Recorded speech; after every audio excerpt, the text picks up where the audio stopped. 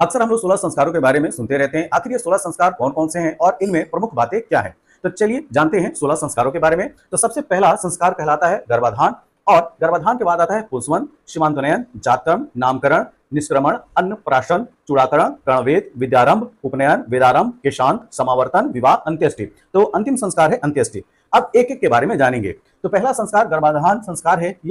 यह पहला संस्कार है जो विवाह के बाद गर्भ धारण के समय किया जाता है और इसका उद्देश्य स्वस्थ संतान की प्राप्ति है। दूसरा संस्कार है पुंसवन संस्कार।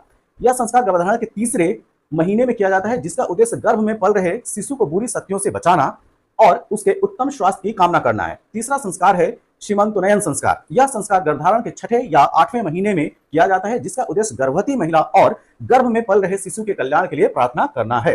चौथा संस्कार है जातकर्म संस्कार। यह संस्कार शिशु के जन्म के बाद किया जाता है जिसमें शिशु को शहद चटाया जाता है और देवताओं से उसके उत्तम स्वास्थ्य और दीर्घायु की कामना की जाती है। पांचवा संस्कार है नामकरण संस्कार। यह संस्कार शिशु के जन्म के 11वें या 12वें दिन किया जाता है जिसमें शिशु का नाम दिया जाता है।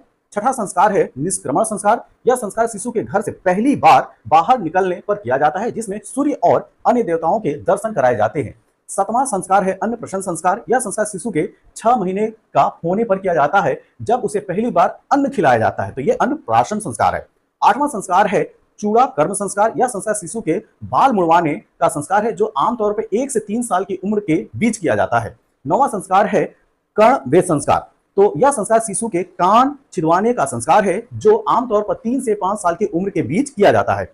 अगला संस्कार है विद्यारंभ संस्कार। यह संस्कार बच्चे को शिक्षा की शुरुआत करने का संस्कार है। 11वां संस्कार है उपनयन संस्कार। यह संस्कार बच्चे को जनेऊ पहनाने का संस्कार है जो शिक्षा के अगले चरण में प्रवेश का प्रतीक है। 12वां संस्कार है वेदारंभ संस्कार और यह संस्कार वेदों की शिक्षा की शुरुआत का संस्कार है।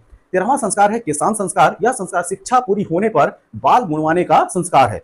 अगर हम 14वें संस्कार की बात करें तो यह है समावर्तन संस्कार और यह संस्कार शिक्षा पूरी करने के बाद घर लौटने का संस्कार है। 15वां है विवाह संस्कार और यह संस्कार विवाह का संस्कार है जो गृहस्थ जीवन में प्रवेश का प्रतीक है। और विवाह संस्कार के बाद अंतिम जो संस्कार आता है अंत्येष्टि संस्कार है और यह संस्कार मृत्यु के बाद अंतिम संस्कार का संस्कार है।